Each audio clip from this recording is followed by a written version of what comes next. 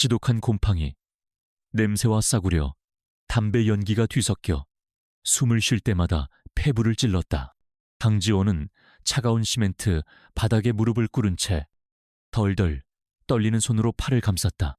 밖에서 문이 잠기는 소리를 들었을 때부터 이미 모든 희망이 사라졌다는 것을 알았지만 심장은 여전히 미친 듯이 뛰고 있었다. 여긴 어디지? 낡고 버려진 오피스텔. 남편 박민혁은 그녀를 이곳에 데려다 놓으며 금방 돌아오겠다고 했다. 그녀는 박민혁의 말을 믿지 않았다. 더 이상은. 하지만 그녀에게 다른 선택지가 없었다.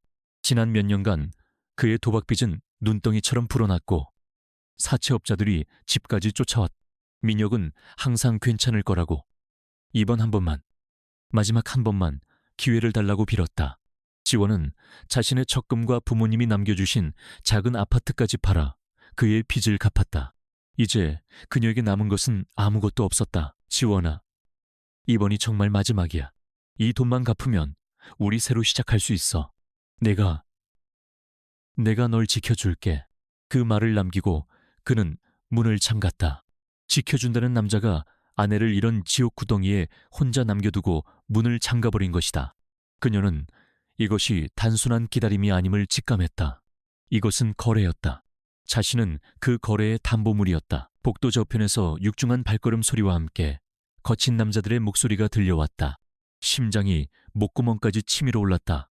지원은 공포에 질려 뒷걸음질 쳤고 등은 차가운 벽에 부딪혔다. 철컥 열쇠가 돌아가는 소리가 났고 문이 거칠게 열렸다. 눈앞에 서 있는 남자는 그녀가 사채업자 사무실에서 몇 번 마주쳤던 자. 마동철이었다. 마동철의 흉터 가득한 얼굴이 역겨운 미소로 일그러졌다. 그는 담배 연기를 지원의 얼굴에 길게 내뿜으며 그녀를 위아래로 훑어보았다. 꽤 쓸만하게 생겼네. 박민혁, 그 자식이 빈말은 안 했군. 그의 시선은 노골적이었고 마치 가축의 등급을 매기는 듯했다. 지원은 치욕감에 몸을 떨었다. 박민혁 씨는 어디 있죠? 지원의 목소리는 간신히 기어나왔다. 그녀는 여전히 남편이 자신을 구하러 올지도 모른다는 마지막 한 조각의 기대를 붙잡고 있었다. 마동철은 크게 웃음을 터뜨렸다. 그 소리는 마치 녹슨 쇠붙이가 긁히는 소리 같았다. 그는 손가락으로 문 밖을 가리켰다. 그곳에 박민혁이 서 있었다. 그는 마동철의 부하들 뒤에 숨어 차마 아내와 눈을 마주치지 못하고 고개를 숙이고 있었다. 그 비겁한 모습, 그 순간 지원의 머릿속에서 무언가가 끊어졌다. 희망이 아니라 그녀를 지탱하던 마지막 이성의 끈이었다. 당신, 어떻게 나한테 이럴 수 있어? 지원의 절규에도 민혁은 고개를 들지 못했다. 마동철이 대신 대답했다. 시끄럽고, 네, 남편, 빚 다 갚았어. 내 몸값으로. 그는 몸값이라는 단어에 힘을 주어 말했다. 이제부터 넌 내 거야. 박민혁이 널 나한테 팔았다고. 이해했나? 이해하고 싶지 않았다. 팔았다고 물건처럼 함께 웃고 울었던 지난 세월이, 사랑한다고 속삭였던 밤들이 모두 거짓이었단 말인가. 지원은 미친 사람처럼 웃기 시작했다. 눈물과 웃음이 뒤섞여 기괴한 소리를 냈다. 그녀는 자신을 속인 남자와 그 대가로 자신을 사들인 남자들을 노려보았다. 내가 왜 당신들 마음대로. 지원은 옆에 있던 낡은 의자를 집어 마동철에게 휘둘렀다. 하지만 그녀의 가냘픈 저항은 마동철의 육중한 팔에 쉽게 막혔다. 그는 지원의 뺨을 거세게 후려쳤다. 바닥에 내동댕이 쳐진 지원의 입가에서 비릿한 피맛이 느껴졌다. 발악해봤자 소용없어. 얌전히 구는 게 네 신상에 좋을 거다. 마동철이 허리띠를 풀며 다가왔다. 공포가 지원의 온몸을 마비시켰다. 이대로 끝날 수는 없었다. 이 더러운 손에 더럽혀질 수는 없었다. 그녀는 바닥을 기어 창가로 향했다. 유일한 탈출구처럼 보이는 낡은 베란다 창문이었다. 어딜 도망가. 마동철의 부하 하나가 그녀의 머리채를 잡으려 했다. 지원은 필사적으로 몸을 날려 낡은 창문을 열었다. 12층 높이에서 불어오는 차가운 밤바람이 그녀의 젖은 뺨을 때렸다. 아래를 내려다보자 현기증이 났지만 뒤에 있는 지옥보다는 차라리 이 편이 나았다. 오지 마. 오면 뛰어내릴 거야. 지원이 울부짖었다. 마동철은 잠시 걸음을 멈췄다. 상품이 망가지는 것을 원하지는 않는 듯했다. 지호아, 진정해. 우리가 널 해치려는 게 아니야. 그냥 대화를 좀 하자는 거지. 그의 목소리는 뱀처럼 교활하게 부드러워졌다. 그때까지 숨죽이고 있던 박민혁이 입을 열었다. 지원아, 제발. 저 사람들 말 들어. 그냥 며칠만 참으면 내가 널 데리러 갈게. 응. 내가 다시 돈 벌어서. 그 순간 지원은 모든 것을 깨달았다. 그는 자신을 구하러 온 것이 아니었다. 그는 마동철을 도와 자신을 회유하러 온 것이었다. 닥쳐. 지원의 목소리는 얼음장처럼 차가워졌다. 당신 입에서 나오는 모든 말은 거짓이야. 당신은 인간도 아니야. 그녀는 난간에 한 발을 올렸다. 마동철의 눈이 커졌다. 이봐. 여자 양반 장난치지 마. 그가 손을 뻗으며 다가오는 순간 지원은 결심했다. 그녀는 마지막으로 박민혁을 바라보았다. 그의 눈에는 공포나 죄책감이 아니었다. 아주 희미하지만 분명한 귀찮음과 안도감이 섞인 표정이었다. 자신이 사라지면 이 모든 끔찍한 빛 독촉에서 해방될 수 있다는 안도감. 그것이 지원의 마지막을 결정지었다. 박민혁, 내가 죽어서도 널 저주할 거야. 그 말을 끝으로 지원은 몸을 뒤로 날렸다. 중력이 그녀의 몸을 거칠게 끌어당겼다. 차가운 공기가 폐를 갈랐고 도시의 불빛들이 빠르게 스쳐 지나갔다. 그녀의 눈은 마지막 순간까지 창문 너머로 보이는 비겁하게 서 있는 남편의 모습을 향해 있었다. 그리고 쿵, 모든 것이 암흑으로 변했다. 따뜻한 햇살이 눈꺼풀을 간지럽혔다. 부드러운 재즈 음악과 함께 고소한 커피향이 코끝을 맴돌았다. 강지원은 천천히 눈을 떴다. 지독한 곰팡이 냄새도 피비린내도 나지 않았다. 대신 익숙하지만 낯선 카페의 풍경이 눈앞에 펼쳐졌다. 내가 죽지 않았나? 천국인가 아니. 천국이라기엔 너무나 생생했다. 그녀는 자신의 손을 내려다보았다. 마동철에게 맞아서 터졌던 입술도 바닥을 기며 생긴 상처도 없었다. 대신 몇 년간의 고생으로 거칠어졌던 손이 믿을 수 없을 만큼 부드럽고 뽀얗다. 이게 어떻게 된 일이지? 그녀는 혼란스러운 눈으로 주위를 둘러보았다. 창밖으로 보이는 거리는 활기찼고 사람들은 평화로워 보였다. 테이블 위에 놓인 자신의 휴대폰을 집어들었다. 너무나 구형인 모델이었다. 화면을 켜는 순간 그녀는 숨을 멈췄다. 날짜 2014년 4월 15일, 10년 전이었다. 그녀가 끔찍한 추락으로 죽기 정확히 10년 전. 말도 안 돼. 꿈인가 그녀는 자신의 뺨을 세게 꼬집었다. 아팠다. 심장이 미친 듯이 뛰기 시작했다. 공포가 아니라 형언할 수 없는 전율이 온몸을 감쌌다. 돌아왔다. 모든 것이 시작되기 전으로, 박민혁의 도박이 시작되기 전, 부모님의 아파트를 팔기 전, 모든 것이 망가지기 전으로 그녀는 다시 기회를 얻은 것이다. 그녀는 오늘이 무슨 날인지 정확히 기억했다. 2014년 4월 15일, 그녀가 대학을 갓 졸업하고 친구의 소개로 한 남자를 만나기로 한 날, 그녀의 인생을 지옥으로 끌고 갈 그 남자, 박민혁과의 첫 만남. 그녀는 약속 장소인 이 카페에 먼저 와서 그를 기다리고 있었다. 딸랑. 카페 문에 달린 종이 울렸다. 지원은 심장이 멎는 듯한 기분으로 고개를 들었다. 문을 열고 들어오는 남자는 10년 전의 박민혁이었다. 지금의 비열하고 찌든 모습이 아닌 훤칠하고 자신감 넘치는 미소를 지닌 그녀가 첫눈에 반했던 바로 그 모습이었다. 박민혁은 카페 안을 두리번거리다가 테이블에 앉아있는 지원을 발견했다. 그는 환한 미소를 지으며 그녀를 향해 걸어오기 시작했다. 강지원 씨, 맞으시죠? 기다리게 해서 죄송합. 그의 말이 채 끝나기도 전에 지원의 눈에서 차가운 불꽃이 타올랐다. 그녀의 머릿속에는 방금 전까지 겪었던 지옥이 생생하게 남아있었다. 곰팡이 냄새, 마동철의 역겨운 시선, 그리고 창밖으로 떨어지던 마지막 순간에 보았던 박민혁의 그 비겁한 얼굴. 돌아왔다. 그리고 그는 지금 내 앞에 있다. 복수할 기회가 왔다. 박민혁은 사람 좋은 미소를 지으며 그녀에게 다가왔다. 그 미소는 과거 강지원의 마음을 설레게 했던 바로 그 미소였다. 하지만 지금 10년의 고통과 배신, 그리고 죽음의 기억을 안고 돌아온 그녀의 눈에는 그 미소가 세상에서 가장 역겹고 추악한 가면으로 보였다. 그녀의 뇌리에는 피를 흘리며 바닥에 쓰러졌던 자신의 모습과 창밖에서 비겁하게 서 있던 그의 얼굴이 교차했다. 강지원 씨, 맞으시죠? 기다리게 해서 죄송합니다. 길이 좀 막혀서. 박민혁이 능숙하게 변명을 늘어놓으며 그녀의 맞은편 의자에 앉으려 했다. 그의 시선이 그녀의 얼굴에 머무는 순간 그는 찰나의 망설임을 느꼈다. 사진에서 본 청순하고 수줍음, 많던 모습과는 어딘지 모르게 달랐다.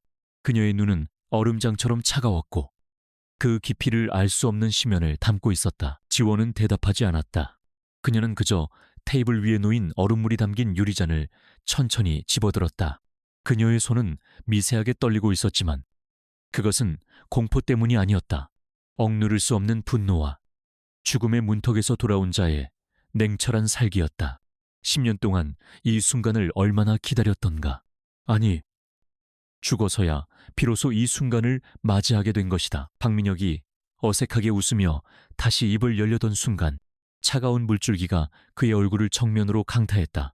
촤악 소리와 함께 얼음 조각들이 그의 셔츠 깃으로 쏟아져 들어갔다. 카페 안의 모든 시선이 순식간에 두 사람에게로 향했다. 재즈 음악이 마치 조롱처럼 더 크게 들렸다. 박민혁은 물에 젖은 생쥐꼴이 되어 믿을 수 없다는 표정으로 눈을 깜박였다. 미쳤어요. 지금 무슨 짓입니까?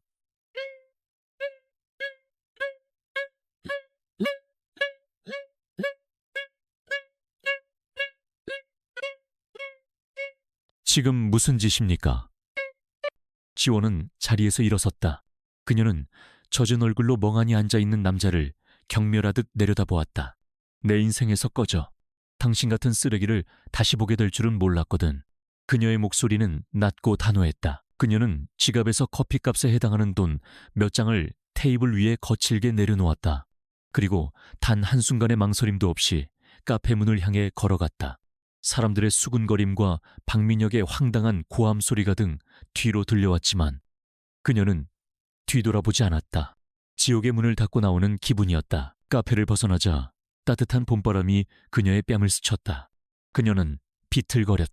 방금 전의 행동은 본능적인 것이었지만 그 여파로 온몸의 긴장이 풀리며 다리가 후들거렸다. 그녀는 근처 골목으로 들어가 벽에 등을 기댔다. 심장이 격렬하게 뛰었다. 해냈다. 10년 전 그 지옥 같은 인연의 시작을 제 손으로 끊어냈다. 그녀는 거친 숨을 몰아쉬며 주먹을 꽉 쥐었다. 손톱이 손바닥을 파고드는 고통이 오히려 그녀를 현실에 붙잡아맸다. 돌아왔다. 정말로 돌아온 것이다. 이제 강지원의 삶은 없다. 그 이름은 박민혁을 만나 비참하게 죽어간 과거의 이름이다. 오늘부터 그녀는 새로 태어날 것이다. 그녀는 눈을 감고 새로운 이름을 떠올렸다. 차갑고 강인하며 그 누구에게도 휘둘리지 않는 이름. 한서연. 그래. 오늘부터 내 이름은 한서연이다. 강지원의 그림자를 완전히 지우고 한서연으로 살아가리라. 복수를 위해서, 그리고 이번 생에서는 반드시 살아남기 위해서. 마음을 다잡은 서연은 곧장 발걸음을 옮겼다. 가장 먼저 해야 할 일은 그녀의 자산을 확보하는 것이었다. 10년 전 이맘때 그녀는 부모님이 돌아가시며 남겨주신 작은 아파트 한 채와 약간의 유산을 가지고 있었다. 과거의 강지원은 이 모든 것을 박민혁의 사업자금과 도박빚을 갚는 데 쏟아부었지만 한서연은 아니었. 그녀는 곧장 은행으로 향했다. 다행히 아직 그녀의 통장과 인감은 안전했다. 그녀는 망설임 없이 모든 예금을 해지하고 현금과 수표로 나누어 인출했다. 그리고 부모님의 아파트 등기부등본을 확인했다. 아직 온전히 그녀의 소유였다. 그녀는 즉시 해당 아파트를 가장 안전한 신탁 상품에 맡기는 절차를 밟았다. 적어도 그녀의 법적 동의 없이는 박민혁은 물론 그 누구도 이 아파트를 건드릴 수 없게 만들었다. 다음 단계는 투자였다. 그녀는 10년의 미래를 알고 있었다. 어떤 산업이 흥하고 어떤 산업이 망할지, 어떤 작은 스타트업이 거대 기업으로 성장할지 똑똑히 기억했다. 그녀의 머릿속에는 죽기 직전까지 읽었던 경제 뉴스와 주식 차트가 생생하게 남아 있었다. 특히 그녀가 죽기 몇 년 전 폭발적으로 성장했던 한 블록체인 기술 기반의 핀테크 회사가 떠올랐다. 서연은 근처 PC방으로 향했다. 지금은 2014년, 그 회사는 아마 이름도 없는 작은 스타트업이거나 이제 막 창업 준비를 하고 있을 터였다. 그녀는 어설픈 검색 엔진을 통해 관련 정보를 샅샅이 뒤졌. 역시나 K체인이라는 이름의 작은 회사가 막 엔젤 투자를 유치하려 한다는 단신 기사를 찾아냈다. 그녀는 미소를 지었다. 이것이 그녀의 첫 번째 발판이 될 것이다. 그녀는 과거 강지원의 이름으로 된 모든 계좌를 정리하고 새로운 신분으로 투자 준비를 시작했다. 물론 법적으로 이름을 바꾸는 데는 시간이 걸릴 것이다.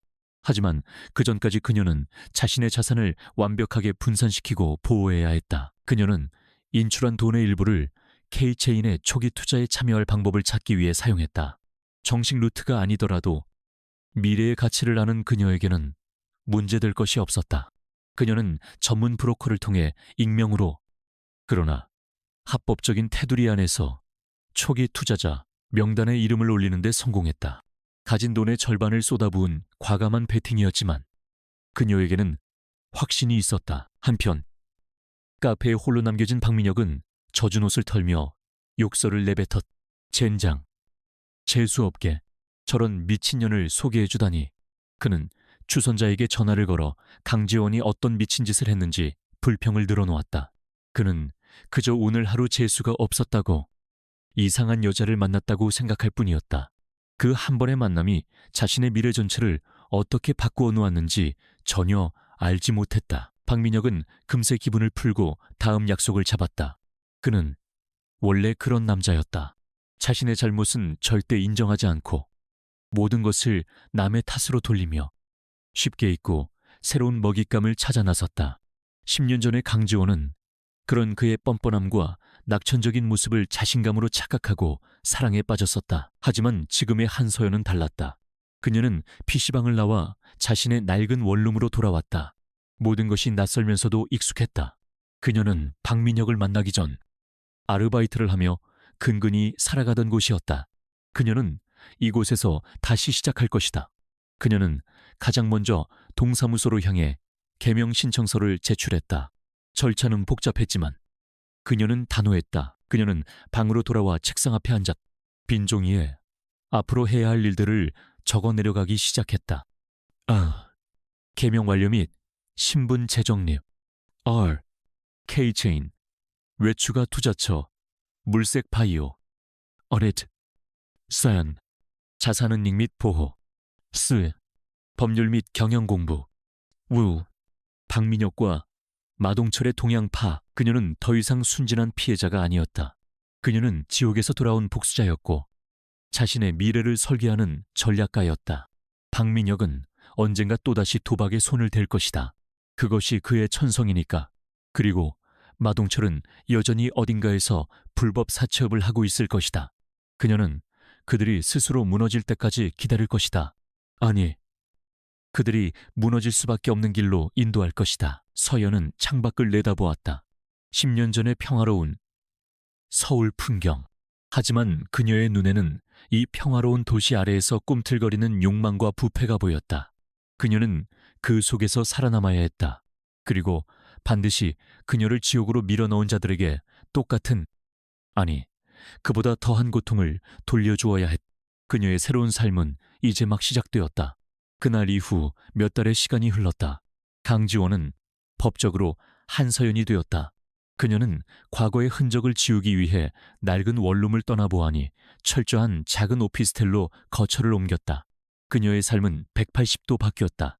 매일 아침 5시에 일어나 경제 뉴스를 확인하고 낮에는 법률, 경영, 그리고 IT 기술에 관한 책과 논문을 닥치는 대로 읽어치웠다. 밤에는 10년 후의 미래를 복귀하며 투자 포트폴리오를 재점검했다. 그녀의 외모도 변했다. 박민혁의 그늘 아래서 불안과 피로에 찌들어 있던 강지원의 모습은 사라졌다. 대신 거울 앞에는 날카로운 눈빛을 가진 한서연이 서 있었다. 그녀는 긴 머리를 어깨까지 단정하게 잘랐고 값비싼 옷은 아니지만 지적이고 전문적으로 보이는 스타일을 고수했다. 그녀의 눈은 더 이상 누군가의 구원을 기다리지 않았다. 오직 목표만을 담고 차갑게 빛날 뿐이었다. K체인에 대한 그녀의 투자는 성공적이었다. 그녀가 가진 미래의 정보는 확신이 되었고 K체인은 아직 대중에게 알려지지 않았지만 업계 내부에서 폭발적인 반응을 얻으며 1차 펀딩을 성공적으로 마쳤다. 그녀의 자산은 몇 달 만에 몇 배로 불어났다. 하지만 서연은 만족하지 않았다. 이것은 시작에 불과했다. 그녀에게는 더 큰 방패와 더 날카로운 창이 필요했다. 그녀는 자신의 투자 영역을 넓히고 동시에 이 업계의 핵심 인물들과 연결고리를 만들기 위해 국내에서 열리는 가장 큰 규모의 차세대 기술 및 블록체인 콘퍼런스에 등록했다. 2014년에 한국에서 블록체인은 여전히 생소하고 위험한 단어였지만 미래를 아는 그녀에게 이곳은 기회의 땅이었다. 컨퍼런스장은 이른 아침부터 수많은 인파로 붐볐다. 대부분은 IT 업계의 개발자들과 새로운 투자처를 찾는 벤처 캐피털리스트들이었다. 서연은 화려한 정장을 차려입은 사람들 사이에서 눈에 띄지 않는 회색 정장 차림으로 조용히 자리를 잡았다. 그녀는 발표자들의 프레젠테이션을 듣는 것이 아니라 그들의 말을 경청하는 청중의 반응과 질문의 수준을 관찰하고 있었다. 같은 시각 콘퍼런스장 가장 뒷줄 구석 한 남자가 팔짱을 낀 채 무대를 지루하다는 듯이 바라보고 있었다. 진성그룹의 총수 권태무였다. 그는 비서 한 명만 대동한 채 자신의 신분을 철저히 숨기고 참석했다. 진성그룹은 이미 한국 재계의 정점에 서 있었지만 권태무는 현재의 성공에 안주하는 인물이 아니었다. 그는 항상 10년 후를 내다보며 새로운 성장 동력을 찾고 있었다. 권태무에게 오늘 오전에 들은 발표들은 하나같이 실망스러웠다. 실체 없는 기술을 과대 포장하거나 이미 해외에서 나온 아이디어를 그럴듯하게 베낀 것들 뿐이었다. 그는 이 시간 낭비 같은 행사를 떠나려던 참이었다. 바로 그때 넥스트코어라는 이름의 회사를 운영하는 한 남자가 무대에 올랐다. 남자는 화려한 언변과 자신감 넘치는 태도로 새로운 금융 플랫폼을 소개했다. 그는 기존 은행 시스템의 문제점을 지적하며 자신의 블록체인 기술이 모든 것을 해결할 혁명이라고 주장했다. 그는 이미 유수의 금융사와 파트너십을 체결 직전이라며 투자자들을 현혹했다. 청중들 사이에서 감탄사와 함께 기대감 어린 수군거림이 터져나왔다. 권태무는 미간을 찌푸렸다. 남자의 말은 번지르르했지만 핵심 기술에 대한 설명은 모호하게 피해가고 있었다. 전형적인 사기꾼의 수법이었다. 그가 비서에게 그만 가자고 신호를 주려던 순간이었다. 질문이 있습니다. 나지막하지만 또렷한 목소리가 장내에 울렸다. 모든 사람의 시선이 목소리의 주인공에게로 향했다. 뒷자리에 앉아있던 한서연이 손을 들고 일어섰다. 그녀는 무대 위의 남자를 차갑게 응시하며 마이크를 잡았다. 권태무의 시선 역시 그녀에게 고정되었다. 저 여자다. 아까부터 유일하게 발표 자료가 아닌 사람들의 표정을 읽고 있던 여자. 서연은 무례하거나 공격적이지 않은 극도로 침착한 어조로 입을 열었다. 김 대표님, 발표 잘 들었습니다. 몇 가지만 명확히 짚고 싶습니다. 대표님은 탈중앙화된 완벽한 보안을 말씀하셨는데 방금 보여주신 아키텍처는 사실상 중앙 서버에서 모든 노드를 통제하는 방식입니다. 이것은 블록체인이 아니라 그저 잘 포장된 데이터베이스에 불과하지 않습니까? 장내가 순간 싸늘해졌다. 발표자 김 대표의 얼굴이 살짝 굳었다. 그건 기술적인 부분을 단순화해서 설명하다 보니 그가 횡설수설하며 변명을 늘어놓자 서연은 그의 말을 자르지 않고 기다렸다가 다음 질문을 던졌다. 또한 B사와 파트너십을 언급하셨습니다. 하지만 B사의 최근 공시에 따르면 그들이 투자 중인 보안 프로토콜은 대표님의 시스템과 호환 불가능한 방식입니다. 오히려 정반대의 방향이죠. 이 모순에 대해 설명해 주실 수 있습니까? 그녀의 질문은 단순한 의문이 아니었다. 그것은 명백한 사실에 기반한 반박이었다. 김 대표의 이마에서 식은땀이 흐르기 시작했다. 그는 당황하며 말을 더듬었다. 그건 아직 협의 중인 사안이라. 서연은 그에게 마지막 결정타를 날렸다. 마지막으로 제시하신 예상 수익률은 현재 시장의 유동성과 완전히 동떨어져 있습니다. 이 데이터는 어떤 근거로 산출된 것입니까? 혹시 투자 유치를 위해 의도적으로 수치를 과장하신 것은 아닙니까? 세 번째 질문이 끝나자 장내는 완전히 침묵에 잠겼다. 서연의 목소리는 조용했지만 그녀가 던진 질문들은 방금 전까지 혁명처럼 보였던 발표를 순식간에 사기극으로 전락시켰다. 김 대표는 얼굴이 불그락푸르락해져서 마이크에 대고 소리쳤다. 당신 누군데 그런 식으로 비난하는 겁니까? 그런 우리 기술을 알기나 해요. 서연은 눈 하나 깜짝하지 않고 그를 바라보았다. 저는 데이터를 읽었을 뿐입니다. 대표님이야말로 본인의 발표 자료를 제대로 읽어보셨는지 의문이군요. 그녀는 그 말을 끝으로 마이크를 내려놓고 자리에 앉았다. 방금 전까지 감탄하던 투자자들은 이제 의심의 눈초리로 김 대표를 바라보며 수군거리기 시작했다. 발표는 완전히 망가졌다. 맨 뒷자리에서 이 모든 것을 지켜보던 권태무의 입가에 희미한 미소가 걸렸다. 지루함은 사라지고 사냥감을 발견한 포식자의 날카로운 흥미가 그 자리를 대신했다. 저 여자, 단 몇 마디의 질문으로 거품을 걷어내고 본질을 꿰뚫었다. 감정적이지 않고 오직 논리와 팩트만으로 상대를 압도했다.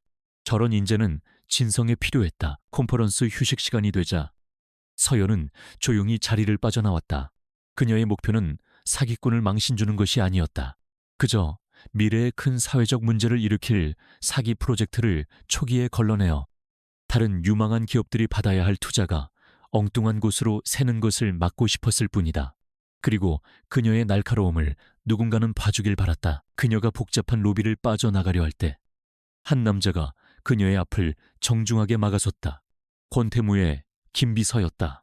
잠시 실례합니다. 한서연 씨 맞으십니까?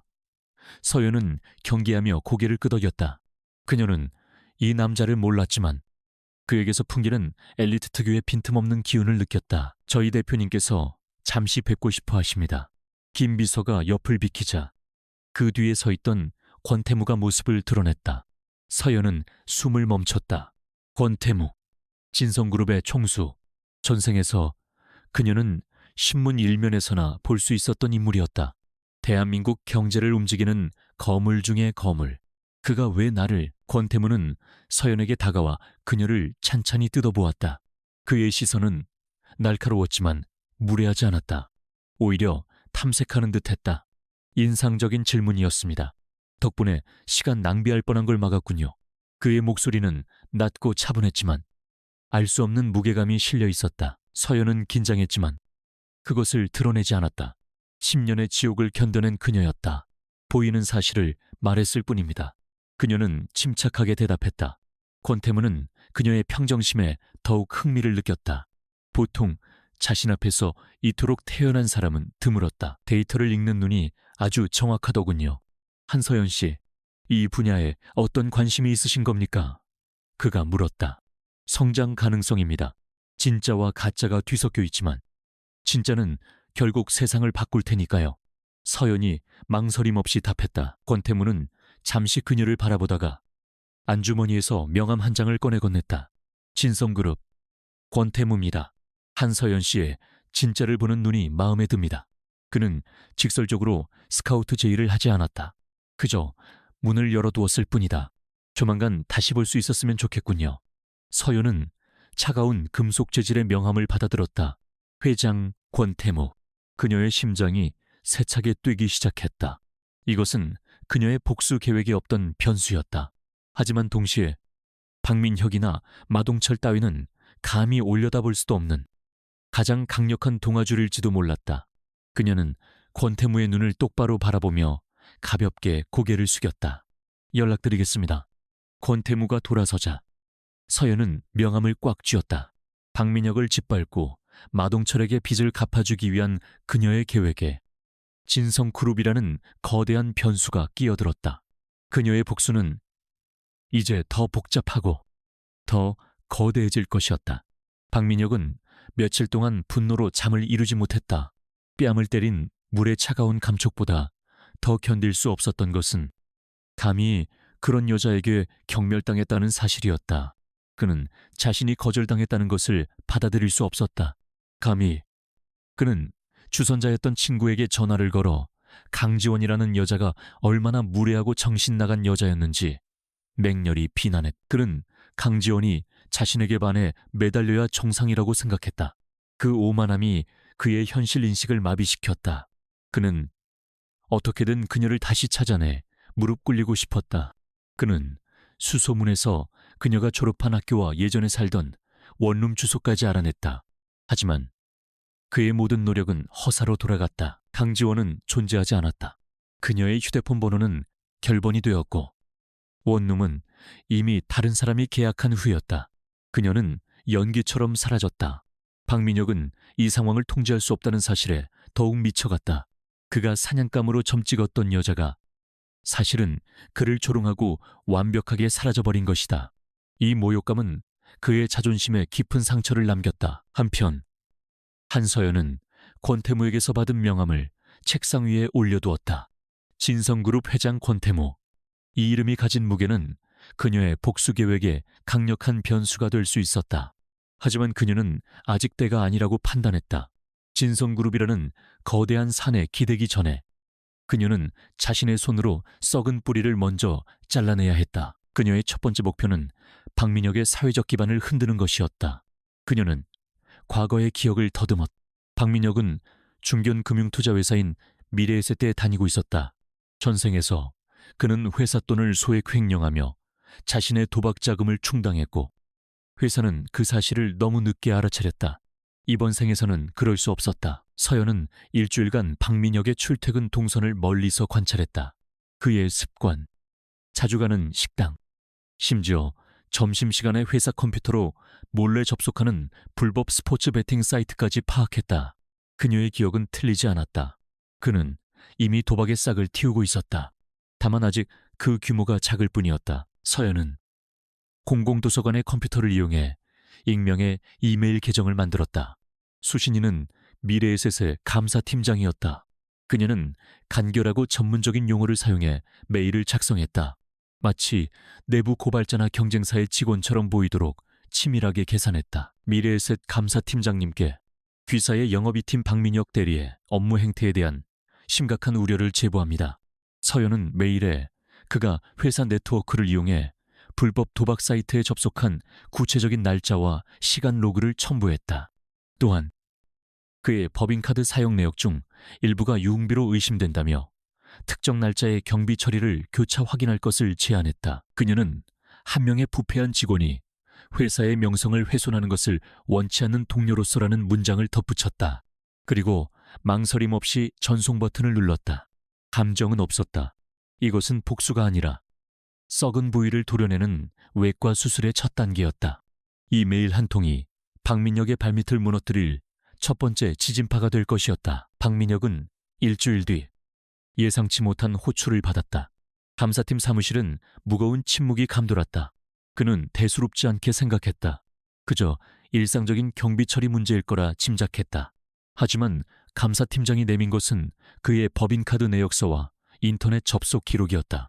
박민혁의 얼굴이 하얗게 질렸다. 박 대리, 3월 15일 오후 3시 10분 회사 IP로 이 불법 사이트에 접속한 기록이 있습니다. 해명해 보시죠. 팀장의 목소리는 차가웠다. 박민혁은 식은땀을 흘리며 필사적으로 변명했다. 바이러스입니다. 제가 클릭한 게 아닙니다. 스팸 메일을 잘못 열어서. 경비 처리 내역은 어떻습니까?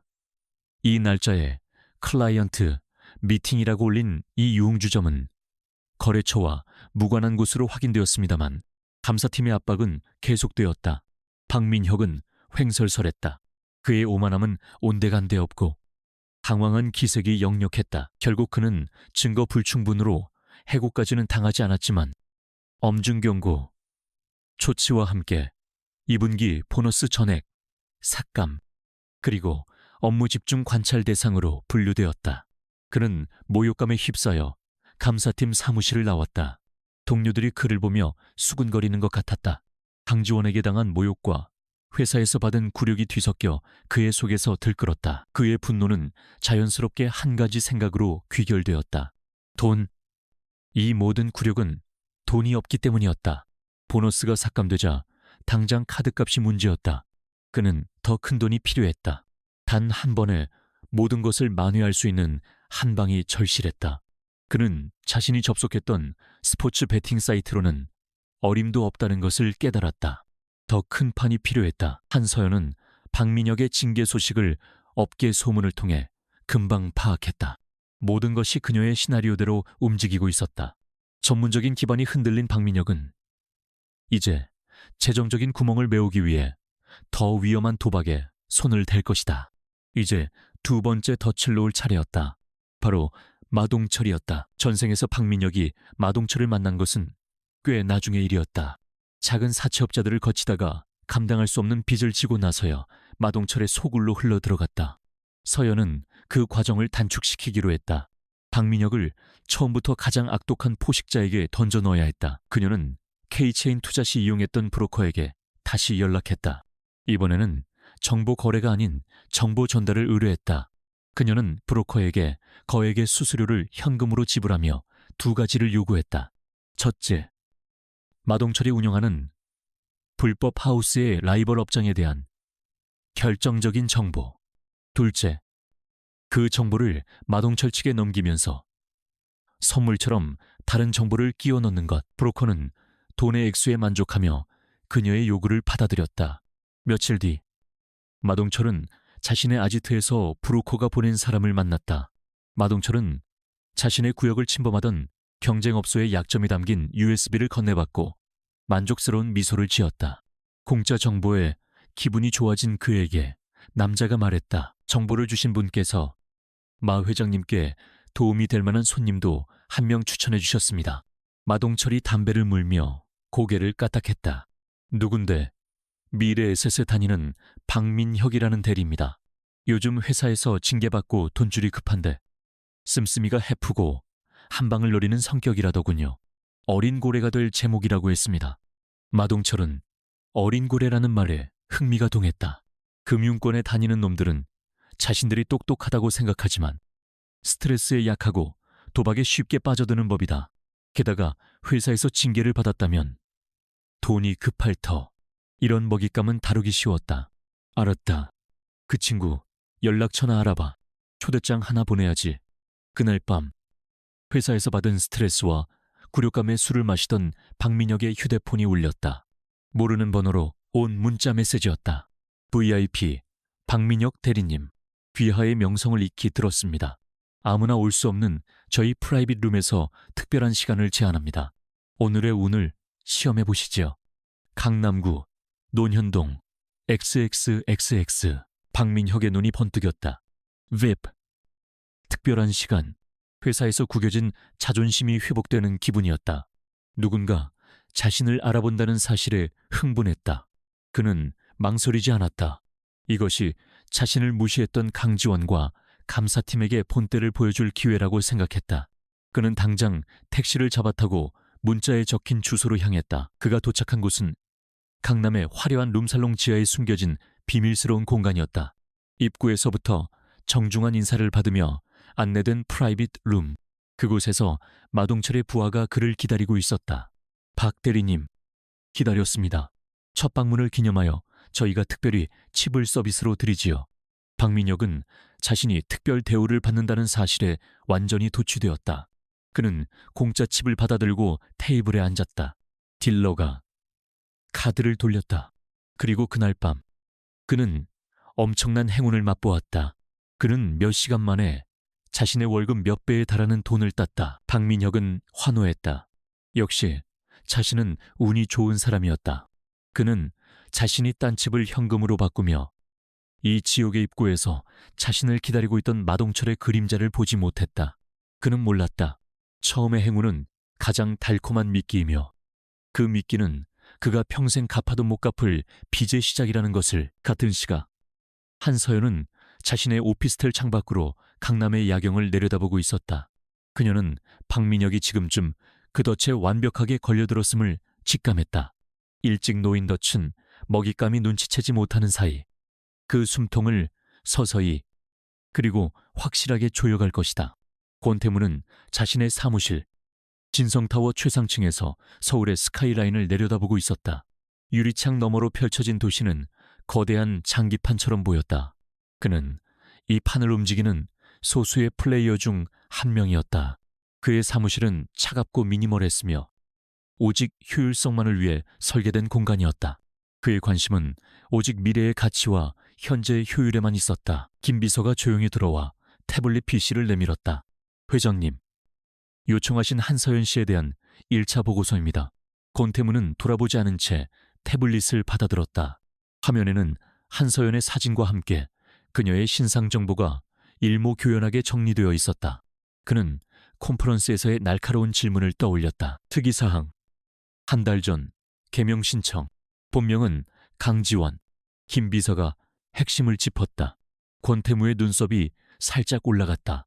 이름을 바꾼다. 그것은 과거와의 완전한 단절을 의미했다. 단순한 변심이 아니라 목숨을 건 결심 같은 것이 느껴졌다. 계속해. 고아 출신으로 평범한 대학을 졸업했습니다. 재정 상태는 몇 달 전까지 매우 좋지 않았습니다. 하지만 최근 K체인의 초기 엔젤 투자에 성공했습니다. 김 비서의 목소리에도 놀라움이 묻어났. K체인은 진성의 투자 심의팀에서도 고위험으로 분류되어 보류했던 스타트업이었다. 그녀는 전 재산을 K체인에 투자한 것으로 보입니다. 현재 평가 가치로만 따져도 원금의 수십 배에 달합니다. 권태무는 흥미롭다는 듯 입꼬리를 올렸다. 평범한 이력의 여자가 업계 최고 전문가들도 망설인 투자에 전 재산을 걸었다. 이건 단순한 배짱이 아니었다. 확신이었다. 그녀는 어떻게 알았을까? 그리고 박민혁과의 관계입니다.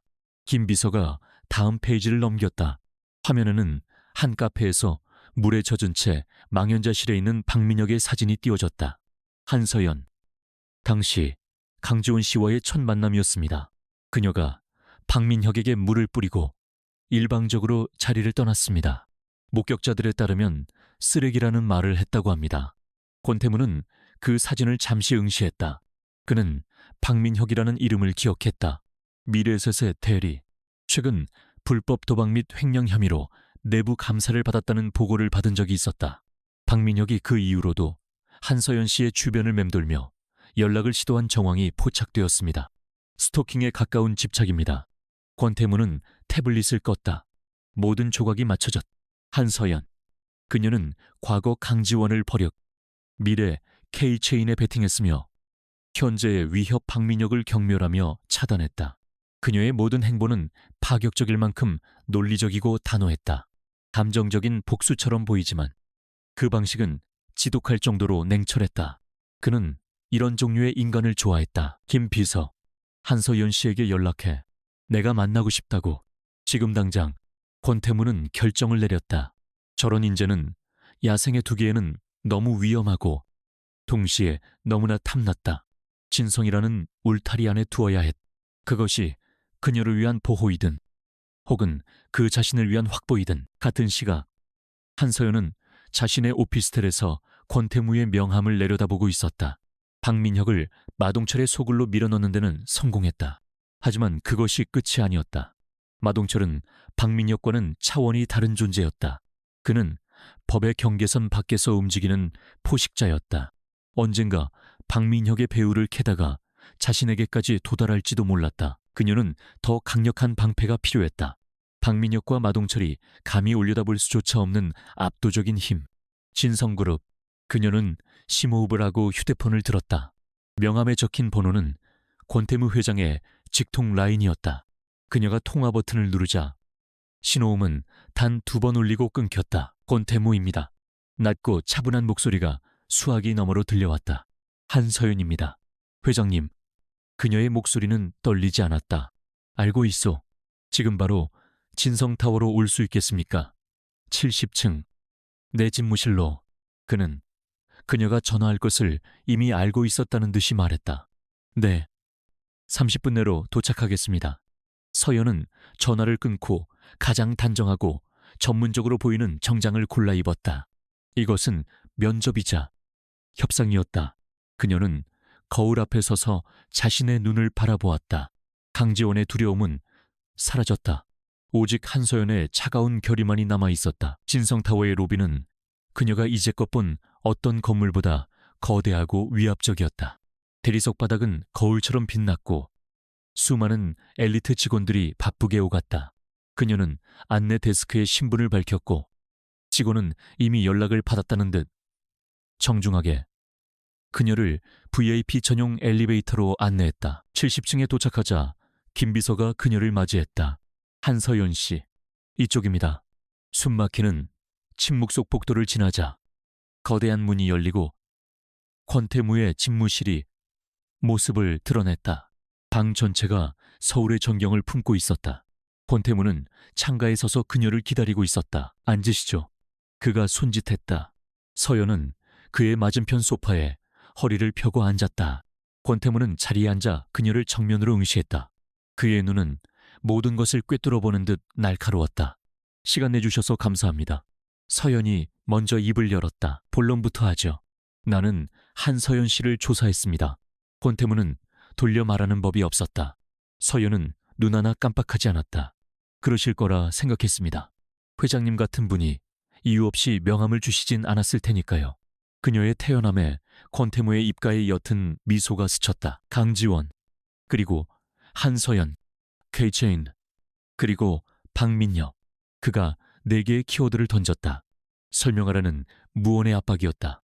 강지원은 죽었습니다. 서연이 침착하게 대답했다. 법적으로나 정신적으로나요. 저는 한서연입니다.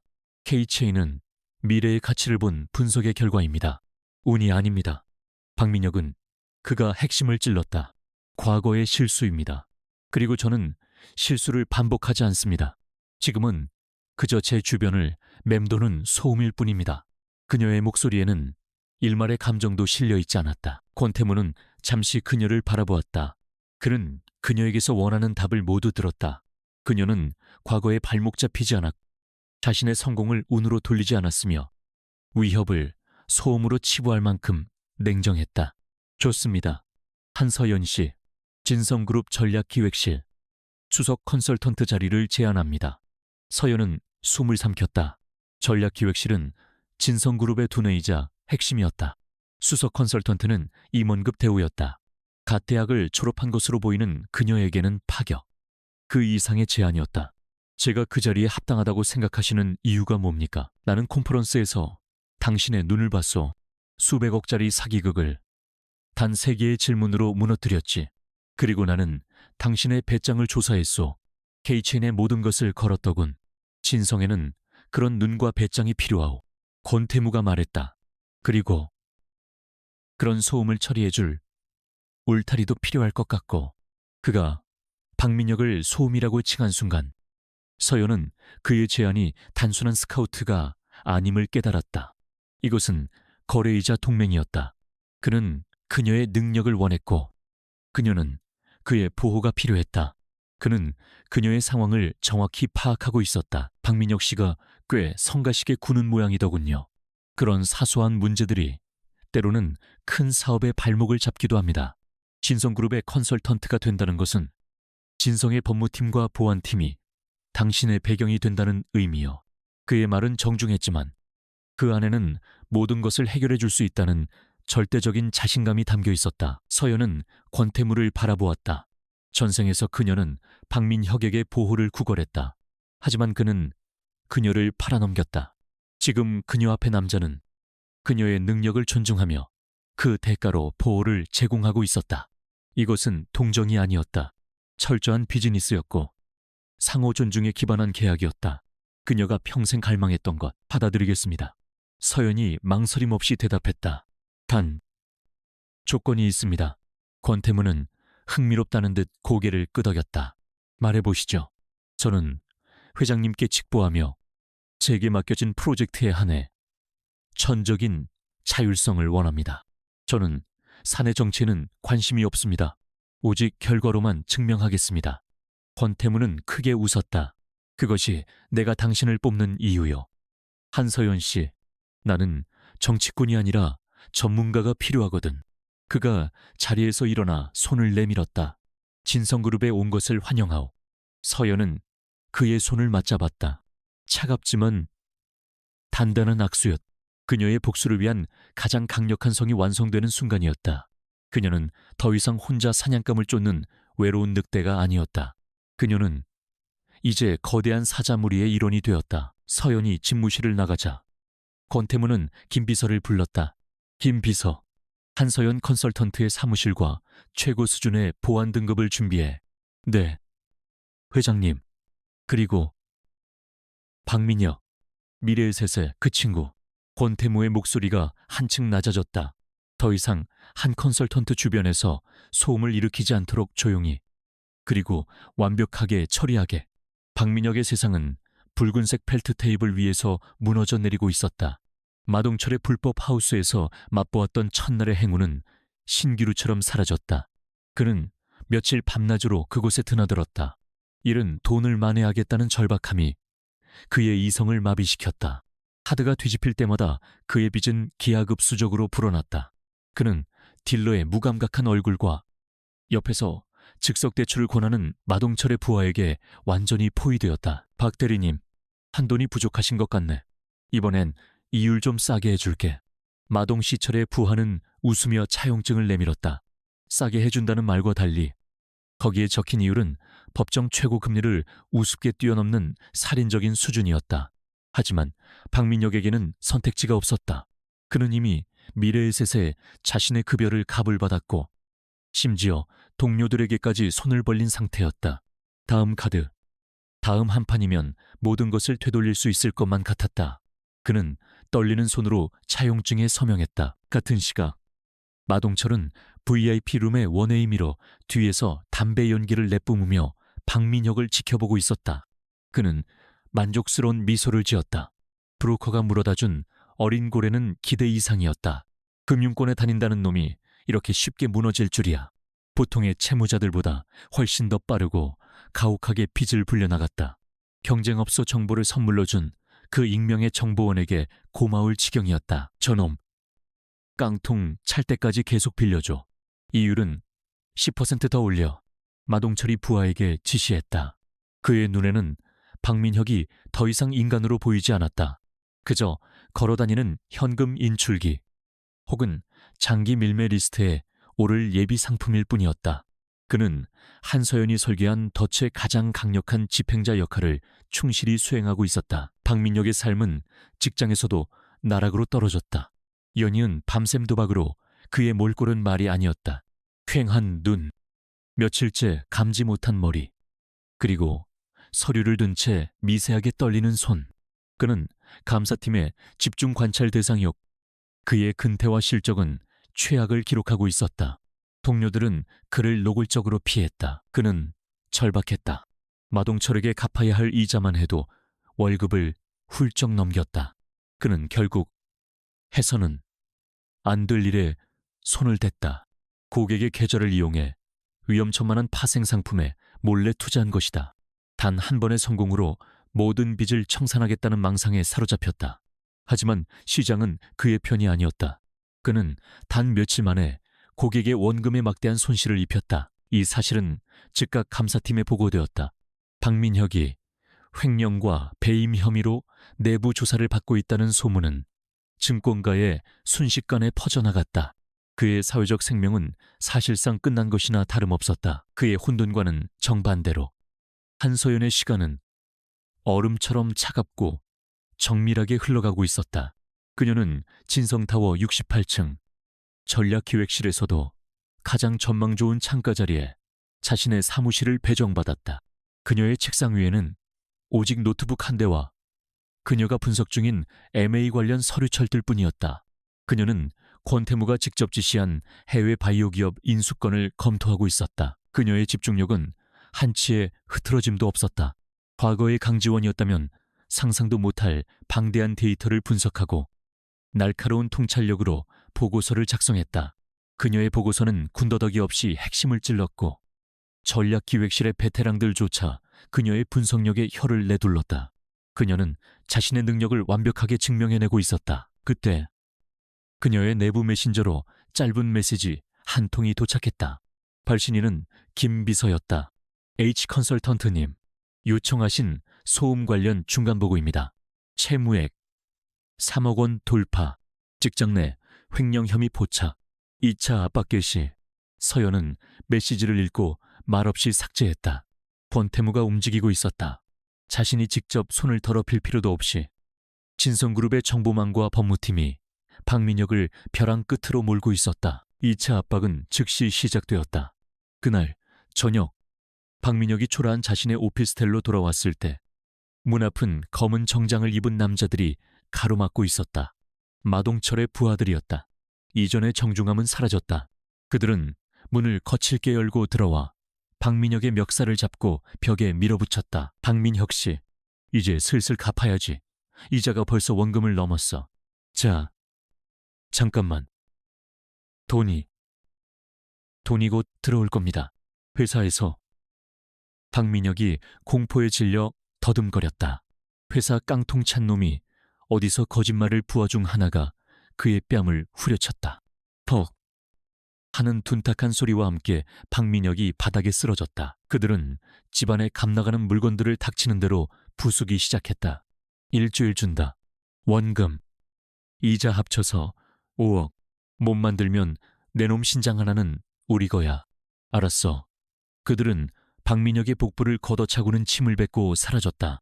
박민혁은 부서진 가구들 사이에서 고통과 공포로 신음하며 몸을 웅크렸다. 회사에서는 해고 절차가 진행 중이었고 사채업자들은 그의 목숨을 위협했다. 그는 완벽한 사면초가에 몰렸다. 그의 머릿속은 하얗게 변했다. 돈이 필요했다. 누구라도 좋았다. 그에게 돈을 줄 사람. 부모님은 이미 그의 작은 도박빚을 갚아주느라 여력이 없었다. 친구들은 모두 그에게서 등을 돌렸다. 그때 그의 망가진 뇌리에 한 사람의 이름이 떠올랐다. 강지원. 전생에서 그가 지옥에 빠졌을 때 자신의 모든 것을 바쳐 그를 구하려 했던 여자. 그가 마지막에 비참하게 버렸던, 하지만 언제나 그에게 헌신적이었던 여자. 그는 미친 듯이 그녀를 찾아다녔다. 그는 주선했던 친구를 찾아가 멱살을 잡고 행패를 부렸다. 그녀의 옛 원룸을 찾아갔지만 그녀의 흔적은 어디에도 없었다. 그는 자신이 그녀에게 물벼락을 맞았던 그날, 그녀를 미친년이라고 욕했던 것을 후회했다. 아니, 그녀를 잡았어야 했다. 어떻게든 구슬려서 그녀의 돈을 빼앗았어야 했다. 며칠간의 수소문 끝에 그는 말도 안 되는 소문 하나를 들었다. 강지원과 인상착의가 비슷한 여자가 최근 한서연이라는 이름으로 개명했고 믿을 수 없게도 진성타워에서 근무한다는 것이었다. 박민혁은 처음에는 비웃었다. 그 멍청한 년이 진성그룹을 말도 안 되는 소리. 하지만 지금 그에게는 지푸라기라도 잡아야 할 심정이었다. 마동철이 약속한 일주일의 마지막 날이 다가오고 있었다. 그는 해고 통보를 받은 날, 마지막 희망을 걸고 진성타워로 향했다. 그 거대한 건물 앞에서 그는 자신이 얼마나 초라한지 깨달았지만 신장을 떼일지도 모른다는 공포가 그의 남은 자존심을 짓밟았다. 그는 로비에서 한서연을 만나러 왔다고 소리치다시피 했지만 보안 요원들에게 제지당했다. 그는 경멸 어린 시선 속에서 쫓겨나기 직전이었다. 그는 몰랐다. 이 모든 움직임이 한서연의 오피스텔 창문에서, 그리고 권태무의 집무실 CCTV에서 실시간으로 관찰되고 있었다는 것을. 박민혁이라는 먹잇감은 이제 스스로 마지막 덫을 향해 걸어 들어오고 있었다. 진성타워 68층 한서연의 사무실. 모니터 한쪽 구석에 띄워진 작은 CCTV 화면이 로비의 혼란을 실시간으로 중계하고 있었다. 박민혁이었다. 며칠 만에 그는 완전히 다른 사람이 되어 있었다. 최고급 원단으로 맞췄던 정장은 구겨질 대로 구겨져 악취가 풍기는 듯했고 까칠하게 자란 수염과 충혈된 눈은 광기마저 서려 있었다. 그는 보안 요원들의 팔을 뿌리치며 절규했다. 강지원, 지원아 나야. 민혁, 오빠, 네가 여기 있다는 거 다 알아. 제발 한 번만 만나줘. 내가 잘못했어. 그의 목소리는 쇠소리가 섞여 나왔다. 강지원이라는 이름이 로비에 울려 퍼질 때마다 직원들은 힐끔거리며 경멸과 호기심이 뒤섞인 시선을 보냈다. 서연은 그 모습을 무표정하게 내려다보았다. 심장은 얼음처럼 고요했다. 전생에서 그녀가 그토록 갈망했던 사과. 하지만 너무 늦었고 너무나 가증스러웠다. 그의 절박함은 돈 때문이지 그녀 때문이 아니었다. 그녀는 그저 그가 마지막으로 매달릴 수 있는 동아줄 혹은 마지막으로 빨아먹을 수 있는 숙주일 뿐이었다. 그녀는 10년 전 그를 처음 만났던 카페에서의 자신을 떠올렸다. 그땐 저 남자가 세상의 전부인 줄 알았다. 서연은 차갑게 비웃으며 CCTV 창을 닫아버리려 했다. 그 순간 책상 위에 인터폰이 울렸다. 한서연 컨설턴트님, 회장님께서 지금 즉시 70층 집무실로 와주시길 바랍니다. 김 비서의 침착한 목소리였다. 알겠습니다. 서연은 자리에서 일어섰다. 로비의 저 소음이 결국 권태무의 귀에까지 들어간 모양이었다. 그녀는 엘리베이터로 향하며 생각했다. 이것은 위기일 수도 있지만 동시에 기회일 수도 있었다. 70층 집무실의 문이 열리자 권태무는 거대한 유리창 앞에 서서 팔짱을 낀 채 로비의 CCTV 화면을 바라보고 있었다. 화면 속 박민혁은 결국 보안 요원들에게 사지가 들린 채 질질 끌려나가고 있었다.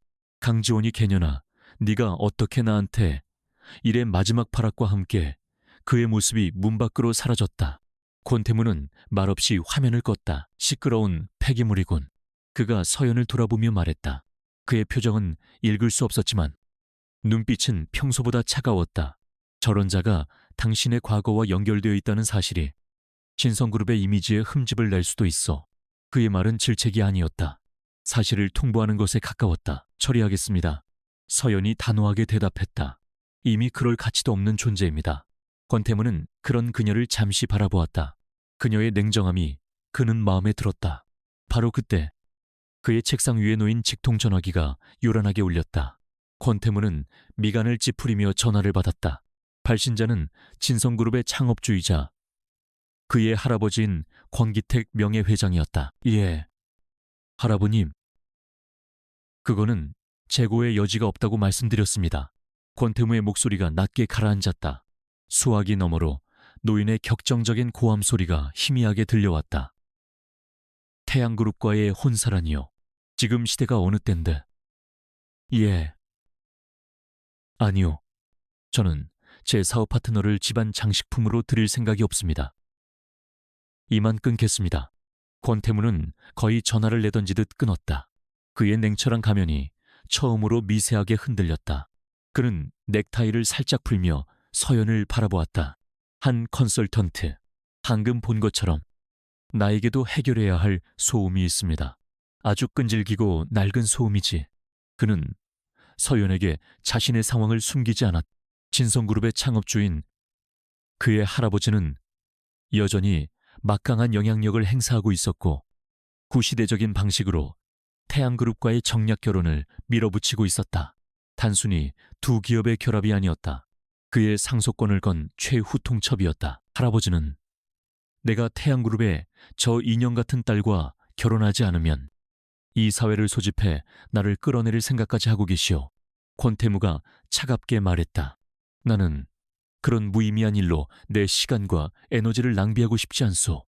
나에겐 회사의 미래를 책임질 유능한 파트너가 필요하지. 가문의 안녕을 위한 재물이 필요한 게 아니니까. 그의 시선이 서연에게 정확히 고정되었다. 두 사람의 눈이 허공에서 부딪혔다. 서연은 그가 무엇을 말하려는지 순간적으로 깨달았다. 심장이 바닥으로 떨어지는 듯한 긴장감이 그녀의 목을 조였다. 그래서 말인데, 한서연 씨, 나와 결혼합시다. 정적이 흘렀다. 서연은 숨쉬는 것조차 잊었다. 결혼. 박민혁이라는 지옥에서 겨우 빠져나왔는데 또다시 결혼이라는 굴레란 말인가. 그녀의 얼굴이 순간적으로 굳어지는 것을 본 권태무가 즉각 덧붙였다. 오해하지 마시오. 이건 사랑이나 감정 따위의 낭만적인 제안이 아니오. 철저한 비즈니스 계약입니다. 그는 자리로 돌아가 앉았다. 그는 마치 새로운 MA를 제안하는 것처럼 냉정하고 논리적으로 말을 이어갔다. 우리는 각자의 필요를 충족시키기 위해 합병하는 겁니다. 한서연 씨는 내 방패막이가 되어주시오. 당신 같은 지적이고 능력 있는 파트너라면 우리 할아버지도 더 이상 태양그룹의 인형을 밀어붙이지 못할 거요. 그의 제안은 파격적이었다. 그 대가로 나는 한서연 씨에게 완벽한 성을 제공하겠소. 그는 태블릿을 켜서 그녀 쪽으로 돌렸다. 당신의 과거, 박민혁, 그리고 그 뒤에 있는 사채업자 마동철, 진성그룹 회장의 부인이 된다는 것은 그들이 당신의 그림자조차 밟을 수 없게 된다는 의미요. 그는 말을 이었다. 진성의 법무팀이 당신의 모든 법적 문제를 처리할 거요. 진성의 보안팀이 24시간 당신을 보호할 것이며 당신은 진성의 자본을 이용해 K체인을 넘어선 더 큰 투자를 진행할 수 있게 될 거요. 당신의 재정적 자립은 완벽하게 보장되어 이건 구속이 아니라 당신에게 날개를 달아주는 거래요. 서연의 머릿속이 그 어느 때보다 빠르게 회전했다. 결혼. 하지만 이것은 전생의 그것과는 본질적으로 달랐다. 전생의 결혼은 복종과 희생이었지만 지금 그가 제안하는 것은 동등한 파트너십과 전략적 제휴였다. 그녀는 박민혁과 마동철에게 복수해야 했다. 하지만 그 과정은 위험했다. 마동철은 법 밖에 있는 짐승이었다. 권태무가 제안하는 진성이라는 이름의 성은 그녀가 그 짐승들을 사냥하는 동안 자신을 지켜줄 가장 강력한 요새였다. 그녀는 더 이상 혼자 비바람을 맞을 필요가 없었다. 그녀는 권태무를 바라보았다. 그의 눈에는 어떤 감정도 없었다. 오직 차가운 계산과 합리성뿐이었다. 이런 남자라면 믿을 수 있었다. 계약. 구체적인 조건을 듣고 싶습니다. 서연이 마침내 입을 열었다. 그녀 역시 흥분이나 망설임 대신 냉철한 협상가의 자세를 취했다. 권태무는 만족스러운 듯 고개를 끄덕였다. 그는 김비서를 통해 즉시 계약서 초안을 가져오게 했다. 첫째, 법적 부부로서 모든 공식 석상에 함께하며 외부에는 완벽한 부부관계를 연기한다. 둘째, 사적인 영역은 절대 상호 불간섭을 원칙으로 한다. 권태무의 시선이 잠시 그녀에게 머물렀다. 그는 그녀의 복수를 암묵적으로 동의하고 있었다. 셋째, 결혼기간은 3년으로 한다. 3년 후 상호 합의하에 연장 혹은 이혼 절차를 밟는다. 서연은 계약서를 꼼꼼히 읽어내려갔다. 재산 분할, 위자료 조항까지 완벽하게 명시되어 있었다. 그녀는 펜을 들었다. 그리고 계약서의 한 조항을 가리켰다. 수정하고 싶은 부분이 있습니다. 권태무가 흥미롭다는 듯 쳐다보았다. 저는 안주인 역할놀이에는 관심 없습니다. 결혼 후에도 전략기획실 수석 컨설턴트로서의 제 업무와 권한은 그대로 유지되어야 합니다. 저는 회장님의 트로피가 아니라 파트너로서 이 자리에 있는 겁니다. 그녀의 목소리는 단호했다. 그녀는 두 번 다시 누군가의 소유물로 전락할 생각이 없었다. 권태무의 입가에 짙은 미소가 번졌다. 당연한 요구요. 내가 당신을 선택한 이유가 바로 그것이니까. 그는 서연이 내민 펜을 받아들고 그녀가 말한 조항을 직접 추가했다. 더 있어. 네. 이 계약의 존재는 회장님과 저, 그리고 김 비서님 외에는 절대 비밀에 붙여져야 합니다. 만약 어느 한쪽이라도 이 계약을 누설할 시 모든 책임은 누설한 측이집니다. 이것은 그녀 자신을 보호하기 위한 마지막 안전장치였다. 동의하오. 두 사람은 각자의 계약서에 망설임 없이 서명했다.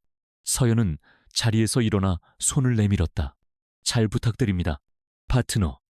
권태무 역시 그녀의 손을 단단히 맞잡았다. 나 역시 그렇소. 파트너.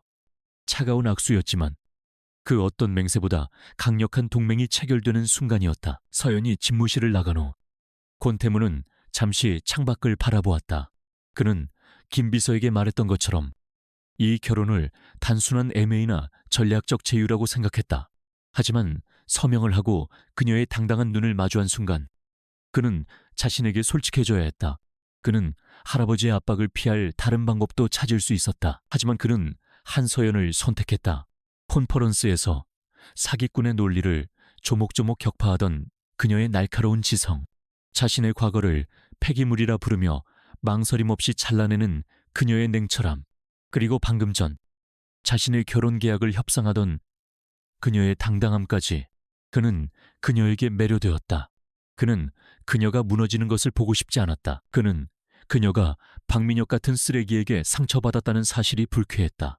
그는 그녀에게 완벽한 울타리를 쳐주고 싶었다. 그 울타리 안에서 그녀가 마음껏 날뛸 수 있기를 바랐다. 그 감정이 사랑인지는 알 수 없었지만 그가 그녀를 아끼고 있다는 것은 분명했다. 그가 스스로 인정한 첫 번째 비논리적인 감정이었다. 김 비서가 조용히 들어왔다. 회장님, 로비의 박민혁 건은 법무팀에서 접근 금지 가처분 신청을 준비할까요? 권태무는 차갑게 고개를 저었다. 아니, 그럴 필요 없어. 그의 목소리는 아까보다 한층 더 싸늘해졌. 김 비서, 결혼 발표를 준비하게. 일주일 내로 대한민국에서 가장 성대하게 전 세계에 알려. 네아. 알겠습니다. 상대는 김 비서는 이미 짐작하고 있었지만 확인이 필요했다. 한서연 컨설턴트. 이제 곧 이 그룹의 사모님이 될 분이시지. 권태무는 인터폰의 다른 버튼을 눌렀다. 진성 캐피탈의 사장이 연결되었다. 나 권태무요. 마동철이라는 사채업자에게 연락해서 박민혁의 채무어 지금 당장 송금하시오. 수화기 너머의 사장이 당황하는 것이 느껴졌다. 그 빚 우리가 인수하는 거요. 이제부터 박민혁의 채권자는 진성 캐피탈이라고 정확히 알려. 그는 전화를 끊고 김 비서를 바라보았다. 박민혁에게는 우리가 채권자가 되었다는 사실만 통보하고 절대 연락은 받지 마. 우리 결혼식이 끝날 때까지. 그가 공포 속에서 하루하루 말라 죽어 가게 내버려도 그게 내 약혼녀에게 주는 첫 번째 결혼 선물이다. 박민혁은 지옥의 한복판에 떨어져 있었다. 미래의 셋은 고객 계좌, 무단 도용 및 횡령, 배임 혐의로 그를 즉시 해고했다. 징계위원회는 열리지도 않았다. 그냥 통보였다. 그가 막대한 손해를 입힌 고객이 하필이면 진성그룹과 연관된 인물이었기 때문이다. 그의 책상은 다음 날 바로 치워졌고 회사는 그를 상대로 수억 원대의 손해배상 청구 소송을 준비했다. 그의 은행 계좌는 모두 압류되었고 그는 하루아침에 신용불량자 신세가 되었다. 이제 그는 더 이상 마동철의 살벌한 협박에 떨지 않았다. 그보다 훨씬 더 무섭고 거대한 존재가 그의 목을 조여왔기 때문이다. 진성 캐피탈, 대한민국 최고의 기업 진성그룹의 금융계열사였다. 그들은 마동철의 흉악하고 불법적인 빚을 아주 합법적이고 깔끔하게 인수했다. 박민혁에게 날아온 것은 살해 협박이나 욕설이 아니었다. 그보다 수백 배는 더 무서운 차가운 법률 용어로 가득 찬 붉은색 내용 증명이었다. 채무자 박민혁, 귀하의 원리금 5억 원에 대한 채권이 2014년 10월 2일부로 진성 캐피탈에 정식 양도되었음을 통보합니다. 통지서는 계속되었다. 즉시 변제하지 않을 시 귀하의 모든 법적 자산은 물론 장래 발생할 모든 소득에 대한 압류 절차를 개시할 것임을 엄중히 경고합니다. 마동철은 그의 신장을 원했지만 진성은 그의 영혼까지 합법적으로 가져갈 기세였다. 그는 곰팡내가 진동하는 오피스텔에서 며칠 동안 술만 마셨. 모든 것이 끝났다. 이해가 되지 않았다. 왜? 하필 진성그룹이지 대한민국에서 가장 거대한 기업이 어째서 자신 같은 일개 사채 채무자의 빚을 인수한단 말인가. 그는 이 거대한 절망 속에서 단 하나의 합리적인 의심조차 하지 못했다. 그저 자신의 불운을 탓할 뿐이었다. 그가 마지막 남은 동전 몇 개를 긁어모아 담배를 사기 위해 편의점에 들렀을 때 텔레비전 메인 뉴스 화면이 그의 눈을 사로잡았다. 속보제게 서열 1위, 진성그룹 권태무 회장, 전격 결혼 발표 아나운서의 목소리는 흥분에 들떠 있었다. 박민혁은 썩은 동태 눈으로 화면을 바라보며 비웃음을 흘렸다. 빌어먹을. 나만 빼고 온 세상은 축제군. 그가 비틀거리며 몸을 돌리려던 순간 앵커의 다음 멘트와 함께 화면 가득 클로즈업된 사진이 그의 발을 바닥에 못 박았다. 상대는 베일에 쌓여있던 진성그룹 전략기획실의 한서연 수석 컨설턴트입니다. 평범한 배경에서 시작해 K체인 투자를 성공시키며 업계의 주목을 받은 인물로 박민혁은 숨을 멈췄다. 화면 속 여자는 그가 알던 강지원이 아니었다. 수천만 원을 호가하는 최고급 이브닝 드레스를 입고 얼음처럼 차가우면서도 고혹적인 미소를 짓고 있었다. 그 옆에는 권태무 회장이 그녀를 소중하다는 듯 감싸고 서 있었다. 하지만 그 눈, 그가 정확히 아는 눈이었다. 자신에게 치욕과 경멸을 담아 얼음물을 끼얹었던 바로 그 눈, 강지원. 그의 입에서 신음 같은 소리가 새어나왔다. 순간 그의 머릿속에서 폭발이 일어났다. 모든 조각이 하나의 끔찍한 그림으로 맞춰졌다. 강지원이 한서연이 되었다. 그녀가 진성그룹에 들어갔다. 그리고 권태무 회장과 결혼한다. 그를 회사에서 곤경에 빠뜨렸던 정체불명의 내부 고발 메일, 그를 마동철의 소굴로 유인했던 어린 고래라는 정보, 그리고 그의 빚을 귀신같이 인수해 숨통을 조이고 있는 진성캐피탈. 이게 같은 년이.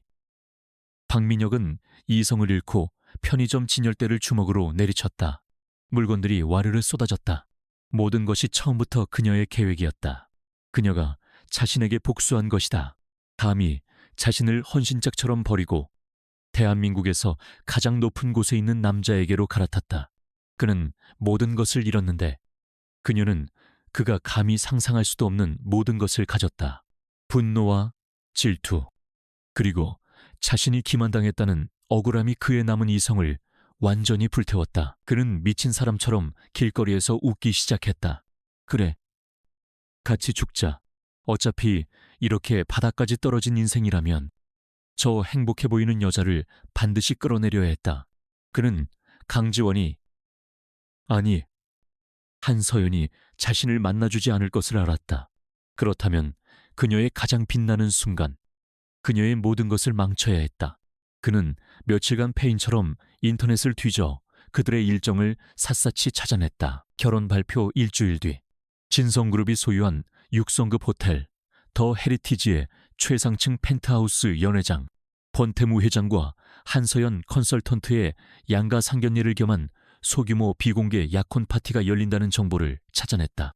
일반인은커녕 크독이자 한 명 얼씬할 수 없는 철통 같은 보안이었다. 하지만 박민혁은 과거 미래에셋에서 이 호텔의 VIP 행사를 진행해본 경험이 있었다. 그는 아무도 모르는 직원용 비상 통로를 정확히 알고 있었다. 그는 마지막 남은 비상금 몇만 원을 털어 시장의 낡은 트럭에서 파는 과 도안 자루를 샀다. 날카롭게 날이 선 칼이었다. 그리고 약혼 파티가 열리는 날 저녁, 그는 호텔의 거대한 쓰레기 처리장 쪽으로 잠입했다. 역겨운 음식물 쓰레기 냄새 속을 뚫고 그는 낡은 작업복으로 위장한 채 직원용 엘리베이터에 몰래 올라탔다. 그의 눈은 광기로 번들거렸다. 잃을 것이 없는 자의 무모함이었다. 연회장 로즈가든 홀레브는 지상의 천국 같았다. 통유리창 너머로 서울의 야경이 보석처럼 펼쳐져 있었고 은은한 클래식 선율이 흐르고 있었다. 서연은 권태무의 할아버지인 권기택 명예회장이 특별히 주문 제작했다는 순백의 실크 드레스를 입고 있었다. 그녀는 아름다웠지만 마치 잘 만들어진 마네킹처럼 긴장해 있었다. 권태무는 그런 그녀의 곁을 한시도 떠나지 않았다. 그는 그녀의 긴장을 알아채고 임원들의 과장된 축하 인사를 받는 중간중간 그녀에게만 들리도록 낮게 속삭였다. 긴장했소, 저 사람들. 당신이 무서워서 떠는 거야. 그의 유머에 서연의 입가에 옅은 미소가 번졌다. 계약으로 시작했지만 이 남자의 배려와 다정함은 진짜였다. 그녀는 전생에서 단 한 번도 느껴보지 못한 안정감을 느끼고 있었다. 권태무의 할아버지인 권기택 명예회장은 근본 없는 손자 며느리가 못마땅했지만 손자의 확고한 태도와 한서연의 당당한 기세에 눌려 일단은 침묵을 지키고 있었다. 모든 것이 완벽한 그림처럼 흘러가고 있었다. 바로 그때였다. 강지원, 연회장 구석의 직원용 비상구문이 거칠게 열렸다. 짐승 같은 고함 소리와 함께 악취를 풍기는 박민혁이 뛰어들었다. 그의 손에는 시퍼런 과도가 들려 있었다. 순식간에 클래식 음악이 멈추고 연회장은 아수라장이 되었다. 여기저기서 날카로운 비명소리가 터져나왔. 보안 요원들이 즉각 그에게 달려들었다. 권태무는 본능적으로 서연을 자신의 등 뒤로 강하게 밀어넣고 그녀를 보호했. 거기서 전부 다가오지 마. 박민혁이 칼을 미친 듯이 휘두르며 발악했다. 그의 시선은 오직 권태무의 등 뒤에 숨은 서연에게 고정되어 있었다. 네가 감히 나한테 이럴 수 있어. 이 배신자년 내 인생을 전부 망쳐놓고 저놈이랑 붙어서 행복해. 절대 그렇게 안 둬. 오늘 다 같이 죽자. 그가 서연을 향해 짐승처럼 돌진하려던 순간 연회장의 화려한 정문이 다시 활짝 열렸다. 이번에는 검은 정장을 입은 마동철의 조폭 패거리와는 비교도 안 될 만큼 냉혹하고 체계적으로 보이는 남자들이었다. 진성캐피탈의 특별 채권 추심팀이었다. 그들은 박민혁의 난동에는 눈길 한 번 주지 않고 오직 자신들의 목표물에게로 향했다. 팀장이 박민혁 앞에 서서 차가운 목소리로 서류를 내밀었다. 채무자 박민혁, 채무액 5억 원 및 지연이자 불이행에 따른 현장 긴급 체포 및 자산 압류를 집행한다. 지금 즉시 연행하겠다. 법 집행관처럼 냉정한 목소리였다.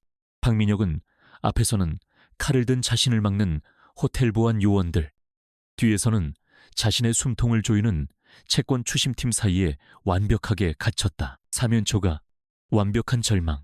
그의 눈이 뒤집혔다. 전생의 그 마지막 날이 그의 뇌리를 스쳤다.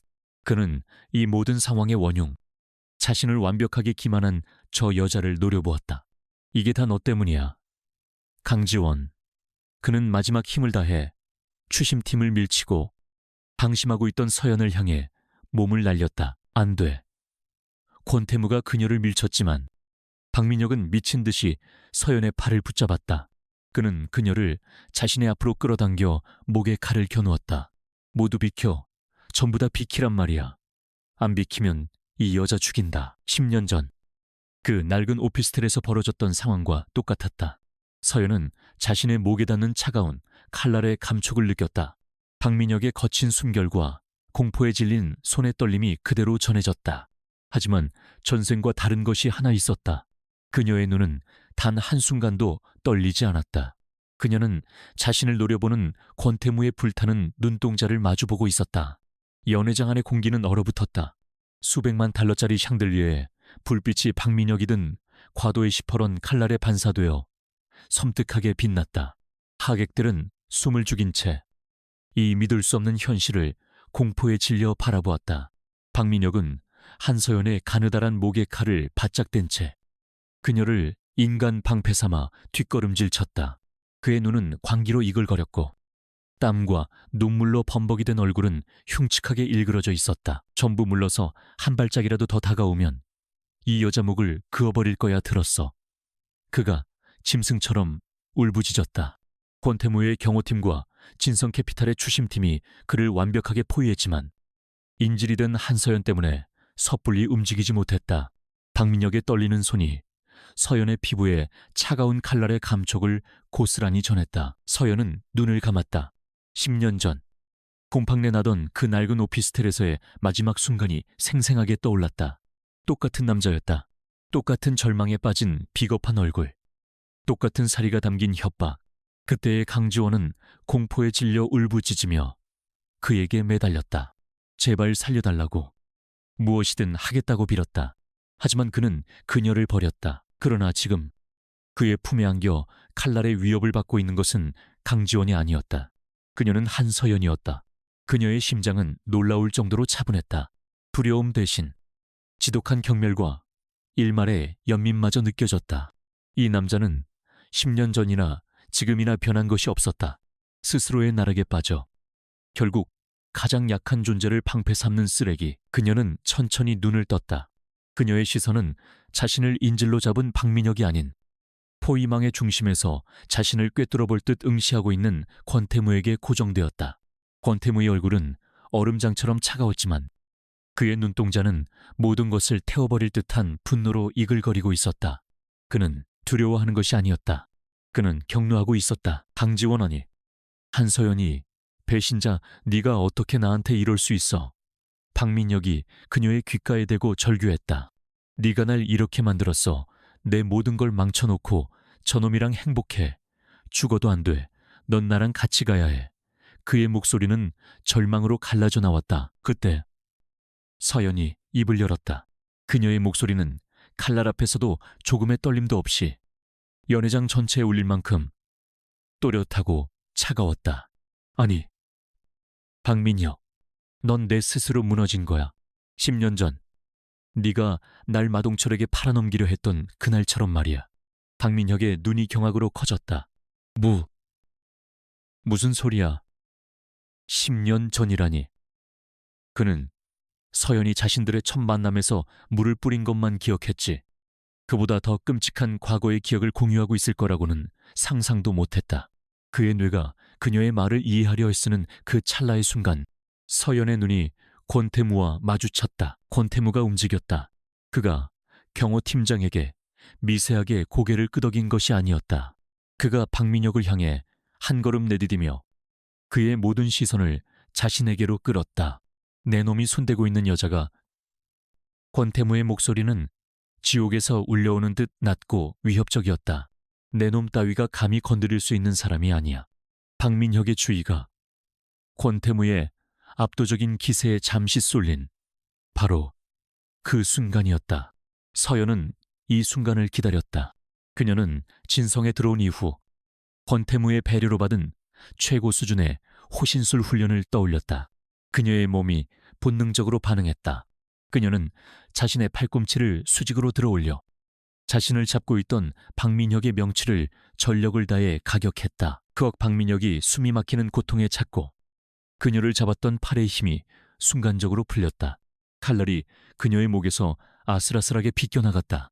그 영 5초의 틈, 연회장 구석에서 대기하고 있던 권태무의 경호팀장이 유령처럼 그들의 뒤로 파고들었다. 그는 전직 특수부대 교관이었다. 경호팀장의 손이 번개처럼 박민혁의 손목을 낚아챘다. 뼈가 부러지는 둔탁한 소리와 함께 박민혁의 손에서 과도가 떨어져 나갔다. 아! 비명이 터져 나왔다. 동시에 권태무가 앞으로 몸을 날려 서연을 자신의 품으로 끌어당겼다.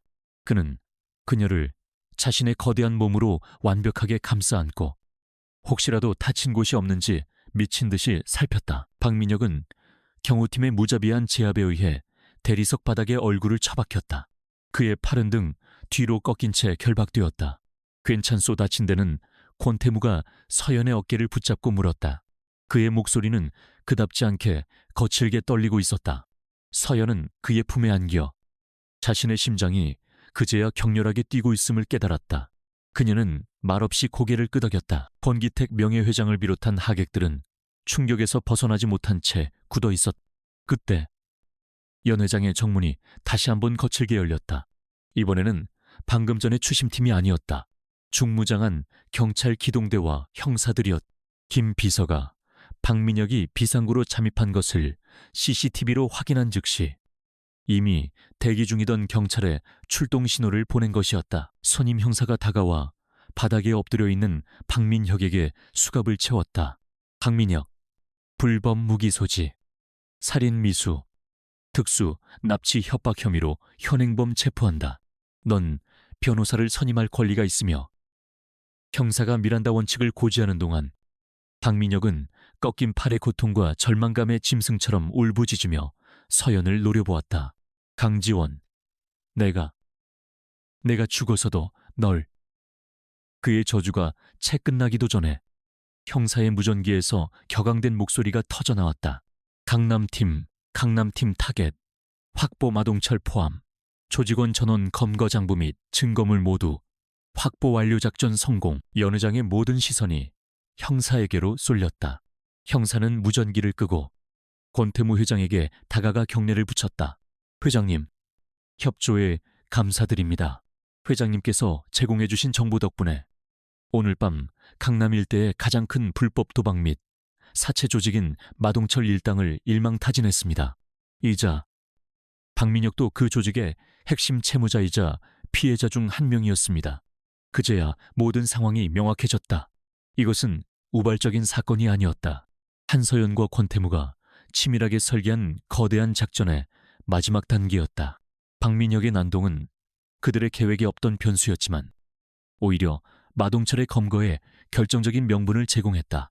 서연은 전생에 자신을 죽음으로 몰고 갔던 두 명의 원수, 박민혁과 마동철이 정확히 같은 날, 같은 시각에 법의 심판대 위에 오르게 되는 것을 지켜보고 있었다. 경찰들이 박민혁을 짐승처럼 끌고 나갔다. 연 회장에는 어색한 침묵이 감돌았다. 한서연은 권태무의 품에서 천천히 벗어났다. 그녀의 목에는 칼날에 살짝 긁힌 붉은 상처가 선명했다. 권태무는 자신의 손수건을 꺼내 그 상처를 조심스럽게 닦아주었다. 그의 손길은 계약 파트너에게 하는 행동이라고는 믿을 수 없을 만큼 다정했다. 이제 다 끝났어. 그가 낮게 속삭였다. 그녀의 복수는 완성되었다. 지옥 같던 과거는 완벽하게 청산되었다. 서연은 자신을 바라보는 권태무의 깊은 눈동자를 올려다보았다.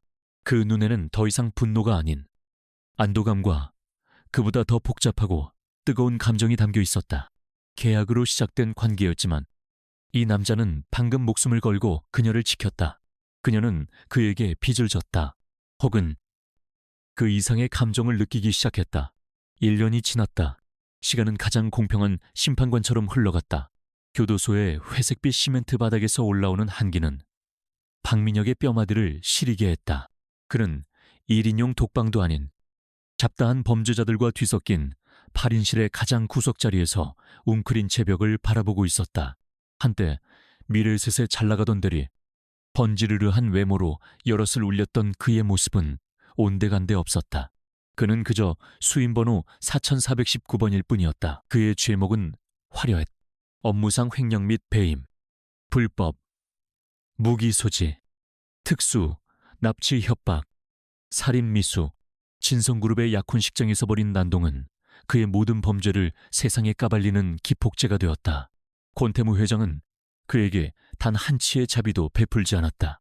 진성그룹의 최고 법무팀이 동원되었고 그는 법정 최고형에 가까운 징역 15년을 선고받았다.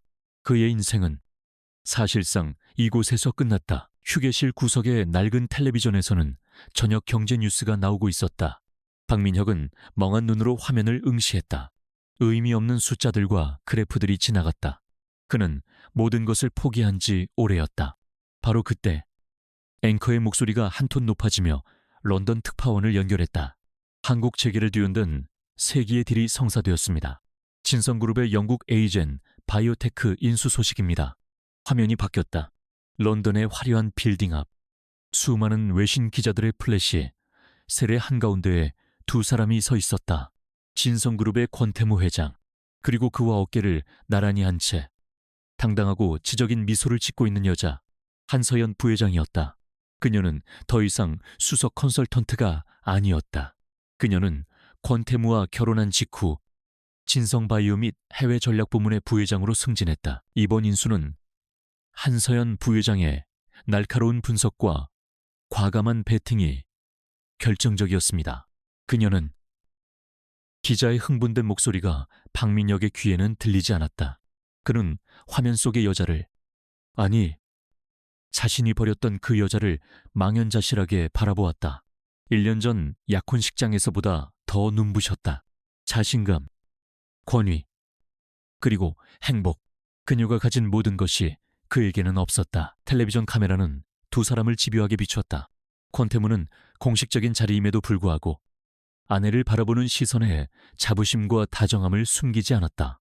그는 연설을 마친 한서연이 돌아서자 자연스럽게 그녀의 허리를 감싸며 찬사를 보내는 이들에게 고개를 끄덕였다. 세상 모든 것이 그녀를 중심으로 돌아가는 듯했다. 언론은 그들을 세기의 파트너이자 세기의 부부라고 칭했다. 박민혁은 자신도 모르게 손을 뻗어 차가운 화면을 만지려 했다. 저 여자, 강지원, 자신에게 순종적이었고 자신을 신처럼 떠받들었던 여자, 그가 도박빚에 쪼들렸을 때 자신의 적금과 부모님의 집까지 팔아서 그를 구하려 했던 여자, 그가 빚을 갚기 위해 더러운 사채업자에게 상품처럼 팔아넘기려 했던 바로 그 여자. 그때는 몰랐다. 자신이 걷어찬 것이 단순한 여자가 아니라 자신의 인생을 구원할 수도 있었던 유일한 기회였다는 것을. 그가 그녀에게 물벼락을 맞았던 그 카페, 그날 그녀를 붙잡고 빌었어야 했다. 그녀가 얼마나 똑똑하고 빛나는 존재였는지 그는 단 한 번도 알아보려 하지 않았다. 그는 오직 그녀의 헌신과 재산에만 관심이 있었다. 그는 권태무가 가진 것을 질투하는 것이 아니었다. 그는 한서연이 권태무에게 주는 그 눈빛을, 그 신뢰와 존경이 담긴 미소를 질투했다. 저 미소는 한때 자신의 것이 될 수도 있었다. 자신이 도박에만 미치지 않았더라면, 자신이 조금이라도 더 나은 인간이었더라면 그는 모든 것을 가질 수 있었다. 사랑, 존경, 그리고 어쩌면 그녀의 능력을 통한 부와 명예까지도. 하지만 그는 자신의 손으로 모든 것을 찢어발겼다. 그는 그녀를 지옥으로 밀어넣었다. 그리고 그녀는 그 지옥에서 괴물이 아닌 여왕이 되어 돌아왔다. 자신을 심판하기 위해. 크크. 박민혁의 입에서 기괴한 웃음소리가 새어나왔다. 눈물이 뺨을 타고 흘렀다. 내가 다 망쳤어. 그의 옆자리에 앉아있던 다른 재소자가 그를 혐오스럽게 쳐다보며 중얼거렸다. 저 새끼 또 시작이네. 지가 버린 여자가 재벌 회장이랑 결혼한 게 그렇게 억울한가. 박민혁은 그 조롱을 들으며 고개를 무릎에 파묻었다. 억울한 것이 아니었다. 이것은 후회였다. 뼛속까지 사무쳐 매일 밤 그를 잠 못 들게 하는 지독하고 뒤늦은 후회였다. 그는 남은 14년, 아니 평생을 이 후회 속에서 살아있는 시체로 살아가야 할 것이다. 참고로 그가 그토록 두려워했던 마동철은 그보다 더 비참했다. 한서연과 권태무가 제공한 완벽한 증거 자료들은 그의 불법 도박 조직뿐만 아니라 그와 연계된 정치권의 비호 세력까지 뿌리 뽑는 진성 게이트로 번졌다. 마동철은 범죄단체 조직 혐의까지 추가되어 무기징역에 가까운 형을 선고받고 현재는 독방에 수감되어 사회와 완전히 격리되었다. 같은 시각 서울 한강이 그림처럼 내려다보이는 진성타워 최상층 펜트하우스. 그곳은 더 이상 권태무 혼자만의 차가운 공간이 아니었다. 한서연의 취향이 더해져 따뜻하고 아늑한 집이 되어 있었다. 두 사람은 방금 런던에서 돌아와 긴 비행의 피로를 풀고 있었다. 서연은 테라스의 편안한 의자에 앉아 와인잔을 들고 있었다. 권태무는 샤워가운 차림으로 나와 그녀의 뒤에 섰다. 그는 익숙하게 그녀의 어깨를 주무르며 그녀의 귓가에 낮게 속삭였다. 수고했어. 한 부회장, 당신 덕분에 에이젠 건은 완벽했어. 서연은 미소 지으며 그의 손등에 자신의 손을 포겠. 우리의 승리였죠. 권 회장님. 그녀의 목소리에는 이제 복수자의 냉기가 아닌 파트너에 대한 깊은 신뢰가 담겨 있었다. 3년짜리 계약 결혼. 그 계약서는 이미 오래전에 두 사람의 합의하에 파기되었다. 그들은 법적으로나 감정적으로나 완벽한 부부였다. 권태무는 그녀의 옆에 앉아 자연스럽게 그녀를 자신의 품으로 끌어당겼다. 그의 시선이 그녀의 목에 희미하게 남은 흉터에 머물렀다. 1년 전 박민혁이 남긴 상처였다. 그는 그날을 생각하면 아직도 피가 거꾸로 솟았다. 그는 손가락으로 그 흉터를 부드럽게 어루만졌다. 아직도 이 상처를 보면 화가 나오. 서연은 그의 손을 잡았다. 덕분에 난 살아남았어요. 그리고 이 상처는 내가 얼마나 강해졌는지, 그리고 당신이 날 얼마나 아끼는지 알려주는 증표예요. 그녀는 그의 품에 더 깊이 기댔다. 전생의 기억은 이제 희미한 악몽처럼 멀어졌다. 그녀는 더 이상 복수를 위해 살지 않았다. 그녀는 자신을 온전히 사랑해주고 자신의 능력을 존중하며 함께 미래를 그려나가는 이 남자를 위해 살았다. 권태무는 그녀에게 다정한 CEO였다. 그는 비즈니스에서는 냉철한 전략가였지만 그녀에게는 세상에서 가장 헌신적이고 세심한 남편이었다. 그가 그녀의 상처 입은 영혼을 치유해 주었다. 권태무는 그녀의 이마에 부드럽게 입을 맞췄다. 런던에서 오는 길에 당신이 좋아할 만한 걸 봤소. 그리스의 작은 섬인데 다음 휴가 땐 거기서 일주일쯤 푹 쉽시다. 아무도 방해 못하게. 그는 그녀의 복수가 끝난 후에도 그녀가 다시는 과거의 그림자에 시달리지 않도록 완벽한 보호막이 되어주고 있었다. 서연은 눈을 감고 그의 심장 소리를 들었다. 평화로웠다. 남편에게 팔려 죽어가던 비참한 강지원, 복수를 위해 지옥에서 돌아온 한서연, 그리고 마침내 진정한 사랑과 행복을 찾은 지금의 한서연. 그녀의 기나긴 여정은 끝났다. 사랑해요. 태무 씨. 그녀가 처음으로 그를 직함이 아닌 이름으로 불렀다. 권태무는 놀란 듯 잠시 멈췄다가 이내 세상에서 가장 부드러운 미소로 그녀를 꽉 안았다. 나도 사랑하오. 서연. 내 모든 것을 걸고 서울의 야경이 두 사람의 행복을 축복하듯 발 아래에서 반짝이고 있었다. 배신으로 시작된 한 여자의 삶은 가장 완벽한 사랑과 구원으로 다시 태어났다. 그리고 어딘가 차가운 감방 구석에서 한 남자는 자신이 버린 그 모든 것을 되새기며 영원한 후회의 대가를 치르고 있었다.